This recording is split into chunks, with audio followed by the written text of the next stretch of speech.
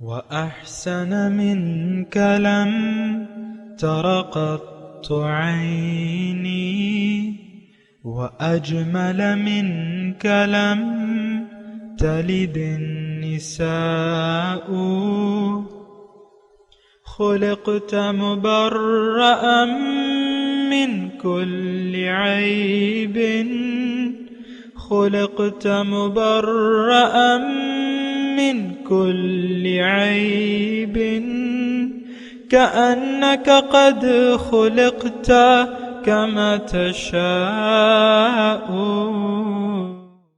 كتاب أنزلناه إليك مبارك ليدبروا آياته وليتذكر أولو الألباب.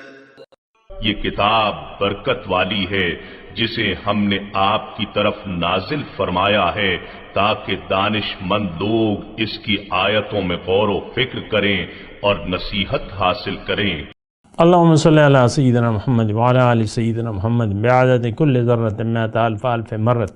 سامعین و ناظرین کرام، السلام علیکم ورحمۃ اللہ وبرکاتہ. سامعین کرام، سورہ نحل درس نمبر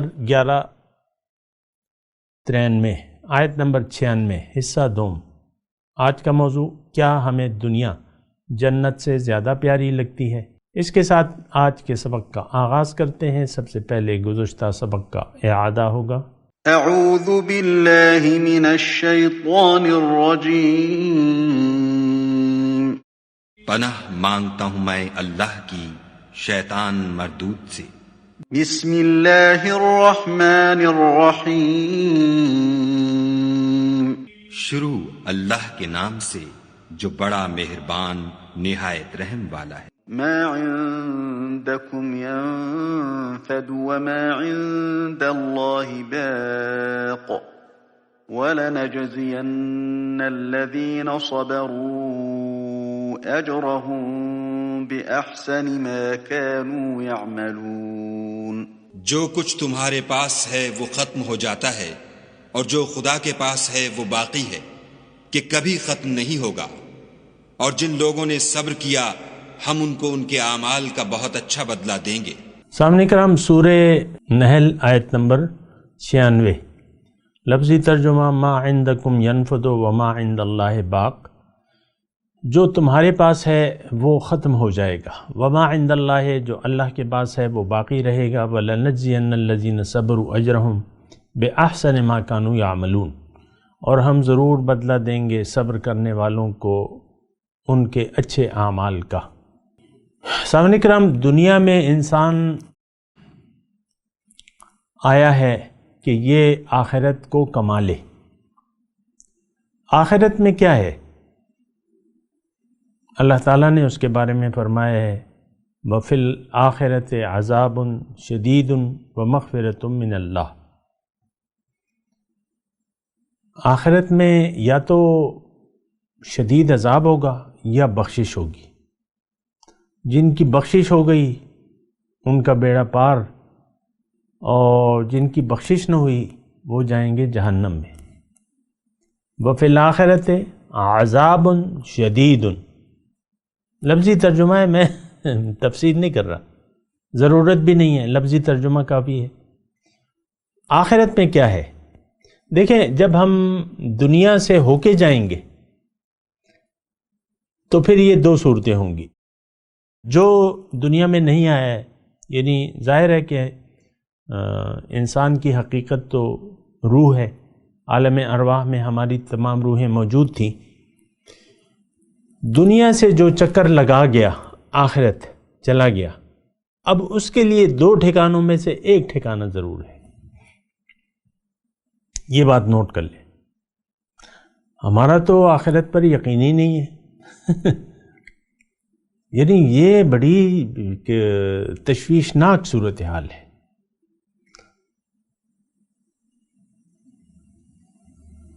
بل ادارک علمہم فی الآخرہ بل ہم فی شک منہا بل ہم منہا عمون. آخرت کے بارے میں تو نہ ان کا علم ہے نہ ان کو یقین ہے، اور بس اندھے بہرے ہو کے یہ رہ رہے ہیں. اس وقت آج کا مسلمان جو ہے یعنی ساری دنیا کے لوگوں کی یہ حیثیت ہے، لیکن کیا کیجئے کہ مسلمان اپنی زبان سے کلمہ طیبہ بھی پڑھتا ہے، محمد رسول اللہ کا کلمہ بھی پڑھتا ہے، اور پھر بھی یہ آخرت کو نہیں مانتا۔ میں بڑے وثوق سے کہہ رہا ہوں یہ بات۔ مجھے بعض لوگ کہتے ہیں کہ تم تفسیر جب کہتے ہو تو جو مفسرین ہیں، جو تفسیر کرنے والے ہیں، ان سے تم ان کی راستے پر چلو۔ تو مجھے تو مفسرین سے کوئی اختلاف نہیں ہے، لیکن میں تو آپ کو صرف قرآن بیان کر رہا ہوں، اور میں تو آج کے لوگوں کی حالت بیان کر رہا ہوں۔ میں تو قرآن کی بات نہیں کر رہا، میں تو آپ جو زندگی گزار رہے ہیں اس کی میں بات کر رہا ہوں کہ ہم لوگ آخرت کو نہیں مانتے۔ بات ختم ہو جاتی ہے یہاں پہ، آپ کا دین، اسلام، سب کچھ ختم ہو جاتا ہے۔ آپ آخرت کو مانتے ہی نہیں ہیں، اور یہ اس میں مفسرین کی کیا بات ہے؟ اس میں یہ تو آپ خود اپنے زبان حال سے یہ بات کہہ رہے ہیں کہ بھئی ہم نہیں مانتے کوئی چیز، ہماری جو مرضی ہوگی کریں گے، جیسی مرضی ہوگی زندگی گزاریں گے، اور دنیا کی زندگی ہماری ترجیح ہے، اپنے مفادات ہمیں پیارے ہیں۔ یہ مسجدوں کے لیے چندے ہوتے ہیں، مردان میں اکثریت مسجد جو ہے وہ چندوں پر بنتی ہے، میں ویسی ایک بات کہہ رہا ہوں، لیکن یہاں ایسے لوگ موجود ہیں، ایسے نوابین اور خان موجود ہیں جو اتنی ہی مسجدیں اور بھی بنا سکتے ہیں اکیلی، لیکن نہیں بناتے۔ کیوں؟ کہ ہمیں تو اپنا مفاد پیارا ہے۔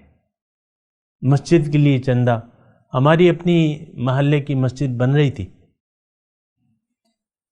تو کیا دیا میں تو اس وقت چھوٹا تھا، یہ اس کی بات ہے 70s کی بات ہے، 69 اس طرح کی بات ہے، اور میں اس وقت کلاس 10th میں تھا یا 9th میں، ظاہر ہے 2 سال لگے وہ مسجد کو۔ تو وہ اللہ بخشے جو بنانے والے تھے تو وہ تو چلے گئے دنیا سے، لیکن میں دیکھ رہا تھا 10ویں کلاس کا لڑکا تو تھوڑا سا ہوشیار ہو جاتا ہے، تو مسجد میں کمیٹی بنی تھی اور یہ لوگ جا رہے تھے اور بڑا ہلا گلا تھا، بڑی مسجد ماشاءاللہ بنائی ان لوگوں نے، کاوش کی، تو کبھی کیا کبھی کیا کبھی کیا، خان خوانین تھے، اس سے ہمیں کیا ملا؟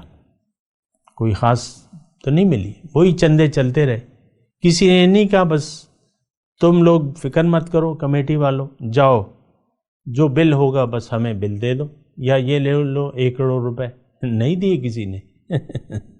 میں ویسے ہی آپ کو بات کہہ رہا ہوں، یہ خان خوانین کی بات نہیں ہے، یہ ہم ہیں۔ آپ کے پاس جو کچھ بھی، اللہ تعالیٰ فرما رہا ہے کہ بھئی تنگی میں بہترین صدقہ وہ ہے، اللہ کے رسول فرماتے ہیں، جو یعنی تنگی کے خوف کے باوجود آپ دیں۔ لیکن ہمارے پاس تو ہوتا ہے، ہم دینے کے لیے تیار نہیں ہیں۔ مال اور جان، یہ صرف مال کی بات نہیں ہے، نہ آپ وقت یعنی خرچ کرتے ہیں، زندگی وہ مال اور جان ہے نا۔ دیکھیں وہ 2 چیزوں کا جو سودا اللہ تعالیٰ فرماتا ہے، ایک ڈیل ہے مومن سے، ان اللہ اشتری من المؤمنین انفسہم و اموالہم بان لہم الجنہ، اللہ نے سودا کر لیا ہے مومنوں سے ان کے مال و جان کا، تو اصل میں تو مال و جان ہے، عوض میں جنت ہے۔ ہم مال اور جان، وقت اور پیسہ، اس کو خرچ کرنے کے لیے تیار نہیں ہے۔ مسئلہ یہ ہے، آپ دیکھیں کس طرح رلتے ہیں۔ ہماری مسجد میں جب رمضان قریب آ جاتا ہے، سارا سال آتے رہتے ہیں، مدرسوں سے لوگ آتے رہتے ہیں کہ بھئی ہمیں اتنے طالب علم ہیں، اتنے اخراجات ہیں اور ہمیں آپ دیں، اپیلیں ہوتی رہتی ہیں، کیا دیتے ہیں لوگ؟ تو یہ اصل میں آخرت پر ایمان ہمارا نہیں ہے، اور مومن کی جو صفت ہے وہ یہ ہونی چاہیے، اللہ تعالیٰ نے شرط بیان کی ہے مومنوں کی کہ وَبِالْآخِرَةِ هُمْ يُوقِنُونَ، آخرت پر ان کا یقین ہوتا ہے۔ ہمارا آخرت پر یقین نہیں ہے۔ ایک یہ بات اگر آپ اپنے پلے باندھ دیں، آپ دیکھیں اس میں مفسرین کی کوئی بات نہیں ہے، آپ خود اپنے عمل کو دیکھیں۔ مال اور جان اس کے ہم خود مالک ہیں، اس کو ہم اللہ کی راہ میں اللہ کی مرضی سے نہیں لگانا چاہتے۔ المنافق کی ایک نشانی اللہ تعالیٰ نے قرآن میں بیان کی ہے کہ وَيَتَّخِذُ مَا يُنْفِقُ مَغْرَمًا، جو وہ خرچ کرتا ہے اسے نقصان سمجھتا ہے۔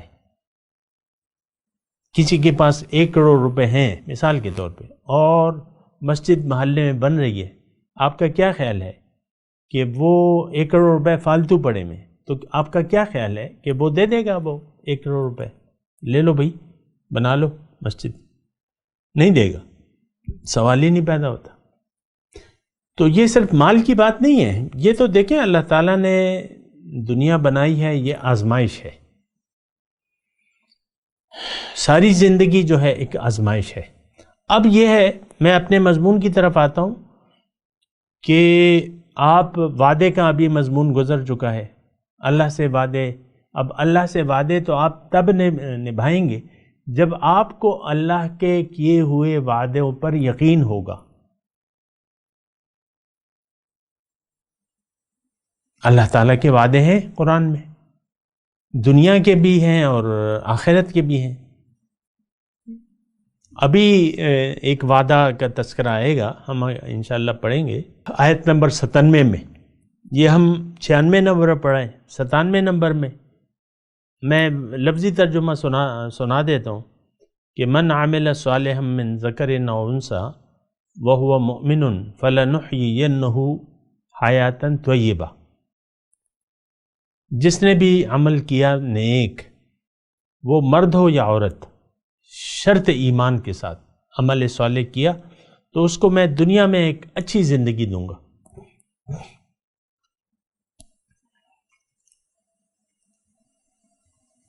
اس کی تو ہم تشریح کریں گے، لیکن دنیا میں جو بدلہ ہے اس کا وعدہ اللہ تعالیٰ نے کیا ہے، دنیا میں اچھے اجر کا وعدہ اللہ تعالیٰ نے کیا ہے شرط ایمان کے ساتھ، جو آپ اچھا عمل کرتے ہیں تو اس کا وعدہ ہے۔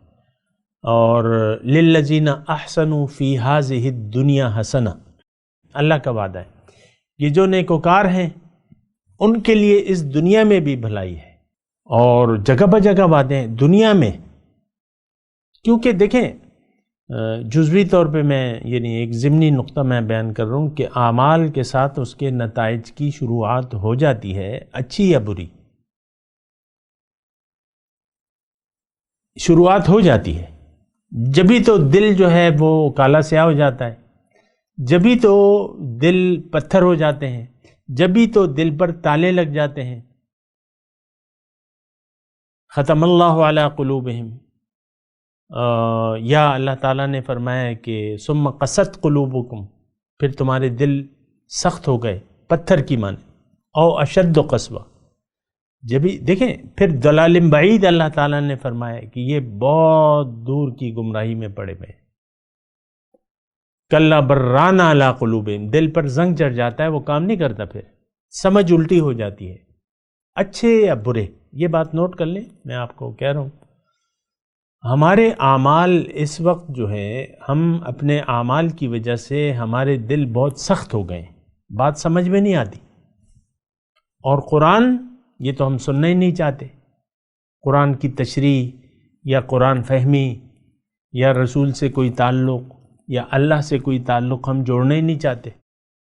رسمی طور پر تسبیحات ہم پڑھ لیں گے اور تو کچھ بھی نہیں ہے۔ تو میں آپ کو یہ کہہ رہا ہوں کہ اللہ تعالیٰ نے ہمیں جو بھیجا ہے، میں اپنے مضمون کی ما عندکم ینفد، جو تمہارے پاس ہے وہ خرچ ہو جائے گا، اور جو اللہ کے پاس ہے وہ باقی رہے گا۔ اب اس میں مسئلہ کیا ہے؟ انسان جو آخرت پر یقین نہیں رکھتا وہ کبھی اللہ سے کیا ہوا وعدہ پورا نہیں کرے گا۔ آج کا مسلمان اس نے اللہ سے جو وعدے کیے ہوئے ہیں وہ دو ہیں، میں آپ کو بتاتا رہتا ہوں۔ ایک جو یوم الست کیا ہم نے، الستو بربکم قالوا بلا، ہم سب نے وعدہ کیا تھا، یہ آپ کو یعنی ماننا پڑے گا۔ کیوں کہ اس کی خبر ہمیں اللہ تعالیٰ نے ابھی ہمیں دی ہے، ہمیں اپنے طور پہ تو خبر نہیں تھی، لیکن اللہ نے کہا کہ تم نے یہ کیا ہوا ہے وعدہ مجھ سے، اس کو وفا کرو۔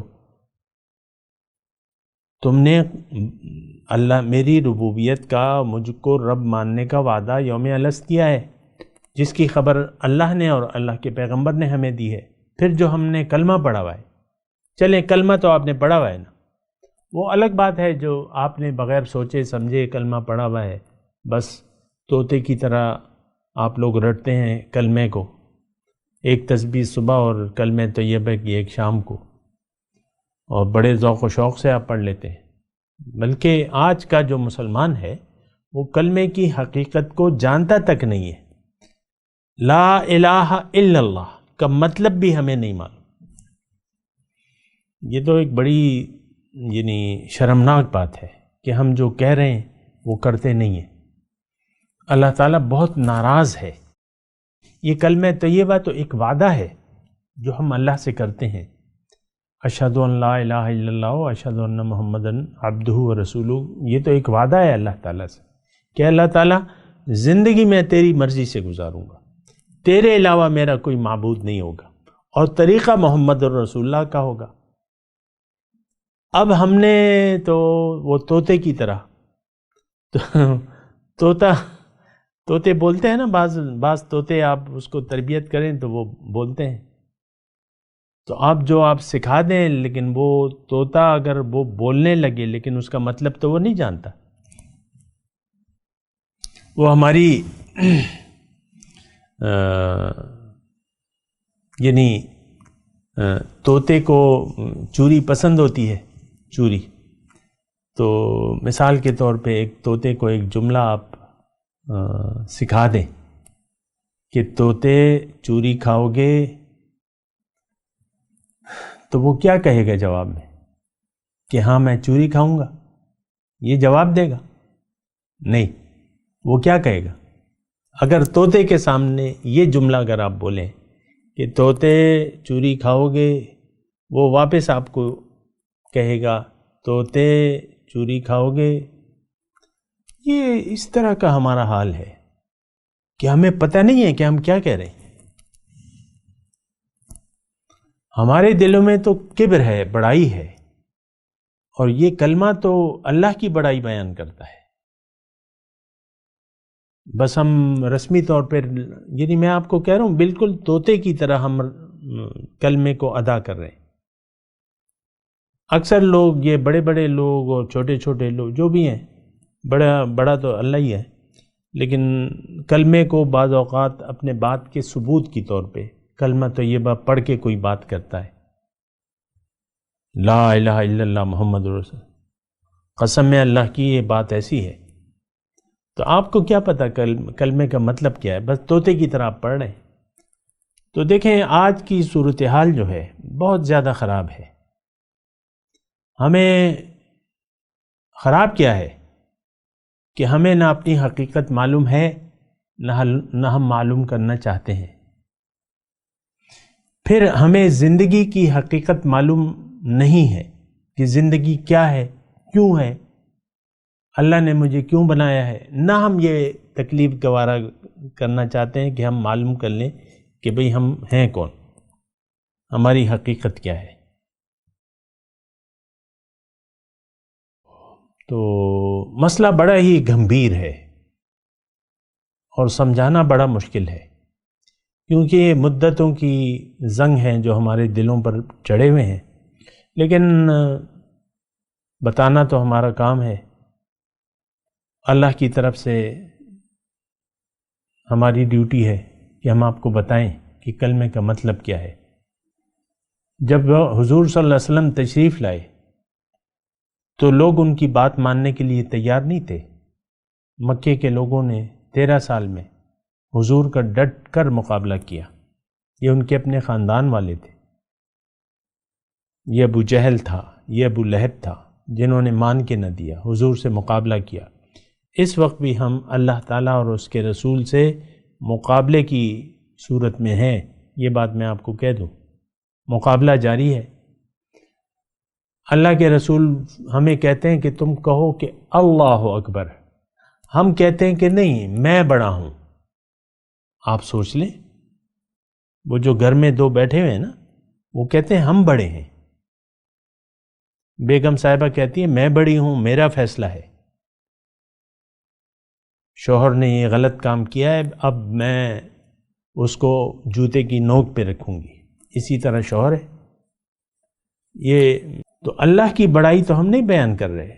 ہم دیکھیں جو بھی مسلمان غفلت کی حالت میں نمازیں یہ وہ سب کچھ کر رہے ہیں، اس کا کوئی فائدہ نہیں ہے، کیونکہ نیت ہماری خراب ہے، دنیا میں زندگی گزارنے کی نیت خراب ہے۔ بہرحال میں اپنے مضمون کی طرف آتا ہوں۔ جو یہ 4-5 آیات ہم نے پڑھی ہیں، اس میں اللہ تعالیٰ نے وعدے کی پاسداری کی ہمیں تاکید کی ہے۔ پھر اللہ تعالیٰ فرما رہا ہے ما عندکم ینفد وما عند اللہ باق، یعنی اس میں دیکھیں تھوڑا سا، اگر آپ ٹیکسٹ کو بھی دیکھیں نا، میں آپ کو تھوڑا سا بتاؤں، انما یبلوکم اللہ بہ، یہ آزمائش ہے، تم وعدے کو پورا کرو، اللہ تعالیٰ تمہیں وعدوں کے وفا کے ذریعے آزماتا ہے۔ تم نے وعدہ کر لیا، اب دیکھ رہا ہے تم وعدہ پورا کرتے ہو کہ نہیں پورے کرتے۔ تو یہ دنیا تو آزمائش ہے، وہاں یوم الست ہم نے وعدہ کر لیا اللہ تعالیٰ سے، اب دنیا میں آ کے ہم نے اس کو پروف کرنا ہے، اس کے تقاضے کو پورا کرنا ہے۔ دنیا کیا ہے؟ اللہ سے وعدے کو پورا کرنے کی جگہ ہے۔ وہ وعدہ جو ہم نے یوم الست کیا تھا، دنیا میں آ کے پھر روایتی طور پہ بنا سوچے سمجھے آپ کلمے پڑھ رہے ہیں، لیکن آپ سوچ سمجھ لیں، یہ دراصل جو آپ کلمہ پڑھ رہے ہیں اس کے کچھ تقاضے ہیں، اور تقاضا یہ ہے کہ آپ لا الہ الا اللہ محمد رسول اللہ کو کہ تقاضا یہ ہے کہ آپ نفس کی بندگی چھوڑ کے اللہ کی بندگی کے سامنے سر جھکا دیں۔ یہ تقاضا ہے، مختصر ایک لائن میں نے آپ کو بتا دیا۔ اچھا، اب جو وعدے کی باتیں ہو رہی ہیں ساری، کہ بھئی تم جو وعدہ کیا ہے اس کو پورا کرو، وَلَا تَكُونُوا كَالَّتِي نَقَضَتْ غَزْلَهَا مِن بَعْدِ قُوَّةٍ أَنْكَاثًا، تم جو وعدے کیے ہوئے، جو محنت تم کر رہے ہو، اس کو ٹکڑے ٹکڑے نہ کرو۔ ہماری اس وقت جو تمام کام کر رہے ہیں نیک، اس کو ہم پھر ٹکڑے ٹکڑے کرتے ہیں۔ ایسی صورتحال ہے سامنے کرام، یعنی اس کو پھر ضائع کر دیتے ہیں، ختم کر دیتے ہیں۔ وہ میں نے آپ کو خاتون خانہ نے جو بریانی بنائی، 10 کلو کی برابر دیگ بنائی، اس کو پھر اس نے خود ڈرم میں ڈال دیا۔ باہر کچن میں ایک بڑا ڈرم لگا ہوا تھا، 2-3 لوگوں سے وہ اٹھوائی اور کہا اس کچرے میں ڈال دو۔ صبح میں ایک آیت مبارکہ پڑھ رہا تھا، حضور نے فرمایا کہ تم پر ایک ایسا زمانہ آئے گا کہ لوگوں کی حالت کچرے کی سی ہو جائے گی، جیسے کہ سیلاب کے اوپر کچرا ہوتا ہے، بس کچرا، اس کی کیا اہمیت ہوتی ہے؟ لا یبالیہم البال، اللہ تعالیٰ ان کی ذرا پرواہ نہیں کرے گا۔ آج اللہ کو اس مسلمان کی حالت کی کوئی پرواہ نہیں ہے۔ جو مردود قوم ہے یہود و نصارہ، ان کے ہاتھ میں اللہ تعالیٰ نے ڈنڈا دیا ہوا ہے، اور ہم پٹ رہے ہیں کفار سے، یہود اور ہنود سے ہم پٹ رہے ہیں۔ ہندوستان میں دیکھیں، مسلمان کو پیٹا جا رہا ہے، ہندو پیٹ رہے ہیں مسلمان کو، ہر جگہ ہم پٹ رہے ہیں۔ مسلمان ذلیل ہے اور خوار ہے، کیوں؟ کہ اس نے اللہ کے قرآن کو چھوڑ دیا ہے، اللہ کے دین کو ترک کر دیا ہے۔ یہ میں واضح انداز میں کہہ رہا ہوں، اس میں مفسرین کی کوئی بات نہیں ہے، کوئی ضرورت نہیں ہے، وہ مجھے کہیں یا نہ کہیں، ہم نے عملی طور پہ ایسا کیا ہوا ہے۔ ترک دین، ترک خدا، ترک رسول، ترک آخرت، اس کے ہم مجرم ہیں۔ باقی تو آپ کی مرضی ہے، آپ جو مرضی چاہے کہتے پھریں۔ یہ نعتیہ محافل ہو رہی ہیں، یہ حسن قرت کی محافل ہو رہی ہیں، وہ بری بات نہیں ہے، میں نہیں کہہ رہا، لیکن آپ نے تو جڑ کو چھوڑ کے بس کیا آپ نے کیا ہوا ہے؟ کیا آپ کر رہے ہیں؟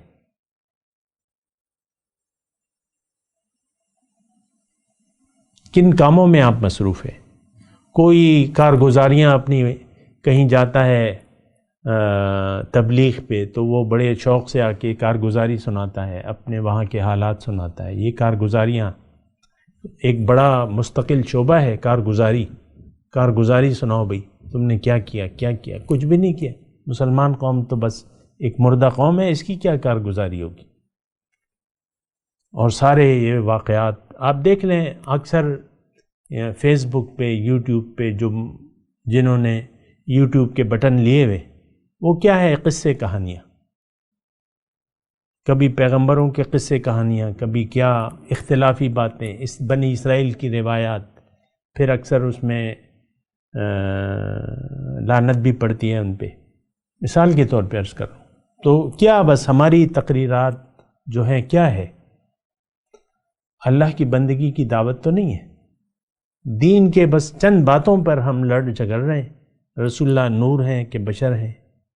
ہاتھ کہاں باندھو، اوپر باندھو، نیچے باندھو، ہاتھ اٹھاؤ، رفع یدین کرو نہ کرو، علم غیب رسول کو ہے نہیں ہے، رسول نور ہیں کہ بشر ہیں؟ بس یہ آپ کی بس وہ ہیں. نماز کے فوراً بعد دعا ہونی چاہیے، نہیں ہونی چاہیے، ایصال ثواب ہونا چاہیے، نہیں ہونا چاہیے. کوئی عجیب سی مطلب صورتحال ہے.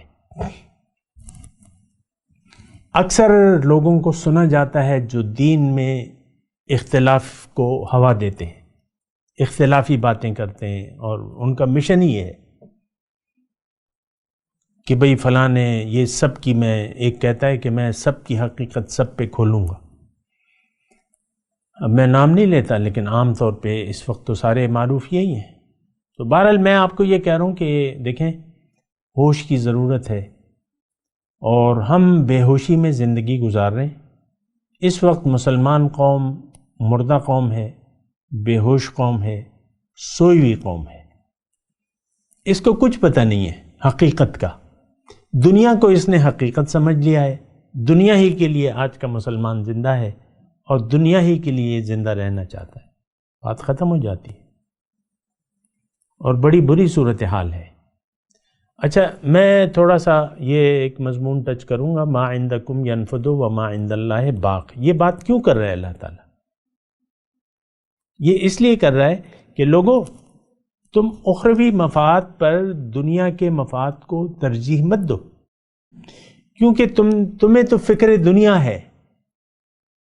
تم تو دنیا کے لیے اللہ کے وعدے کو فراموش کر دیتے ہو. اللہ سے جو تم نے وعدہ کیا ہے دنیا کے مفاد کے لیے. آج کل تو پورا پاکستان ہی یہی ہے، پوری دنیا اسی میں، پورے مسلمان، سارے مسلمان. اللہ سے جو ہم نے وعدہ کیا ہے روز الست، یا چلو اسلام کا وعدہ، یہ تو آپ کلمہ پڑھتے ہیں نا، اس کو آپ دیکھ لیں کہاں لوگ اس کی جو تقاضے پورے کر رہے ہیں. بس ہمیں اس وقت دیکھیں، دنیا ہی محبوب ہے، دنیا مقصود ہے، محبوب بھی ہے اور مطلوب بھی ہے. یہ اٹل بات ہے. ہم سب اپنے ذاتی مفادات کے پابند ہیں. اللہ کا حکم، اخروی مفادات، اس کی ہمیں کوئی پرواہ نہیں ہے. ہم چاہے جنت میں جائیں چاہے دوزخ میں جلیں، اس کی ہمیں کوئی پرواہ نہیں ہے. وہاں کا وہاں دیکھیں گے. یہاں تو ہمیں دنیا کا مفاد عزیز ہے، اور بہت ہی ایک کٹھن صورتحال ہے. میں آپ کو یہ کہہ رہا ہوں کہ آپ لوگ جاگیں.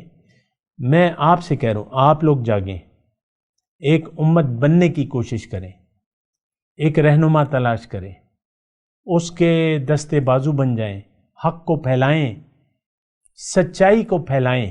سچ کیا ہے میں بتاتا رہتا ہوں آپ کو، ہمیشہ آپ کو میں نے بتایا، اور اس میں میرا ساتھ دیں. اپنے اوپر رحم کریں. بس حق کی دعوت دیتے دیتے اگر آپ مر گئے یا میں مر گیا تو میں کامیاب ہوں. یوم آخرت، قبر کی زندگی کو اپنے لیے بہتر کر لیں. باقی تو مالک تو اللہ ہی ہے. میں تلاوت کرتا ہوں، میرے ساتھ دہرائیے. اعوذ باللہ من الشیطان الرجیم بسم اللہ الرحمن الرحیم ما عندکم ینفد وما عند اللہ باق وَلَنَجْزِيَنَّ الَّذِينَ صَبَرُوا أَجْرَهُمْ بِأَحْسَنِ مَا كَانُوا يَعْمَلُونَ۔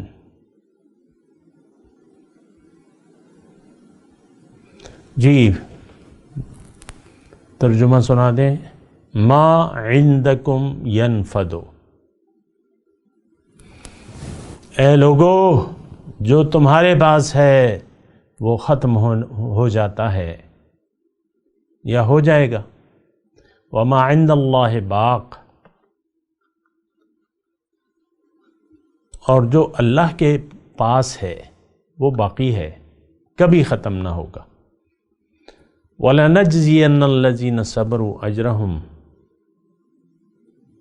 اور ہم ضرور بدلہ دیں گے صبر کرنے والوں کو ان کے اجر ضرور دیں گے۔ بِأَحْسَنِ مَا كَانُوا يَعْمَلُونَ، ان کے اچھے اعمال کا، حسن خلق، اچھے اخلاق کا بدلہ ضرور دیں گے۔